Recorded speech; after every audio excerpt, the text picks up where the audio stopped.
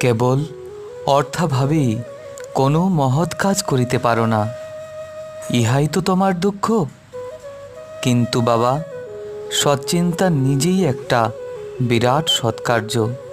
সৎচিন্তা যদি তীব্রভাবে করিতে পারো, তবে তাহার ফলে একদিন না একদিন অকল্পনীয় সুমহৎ কার্য আপনা আপনি হইবে। আরও গভীরভাবে সৎচিন্তা করো।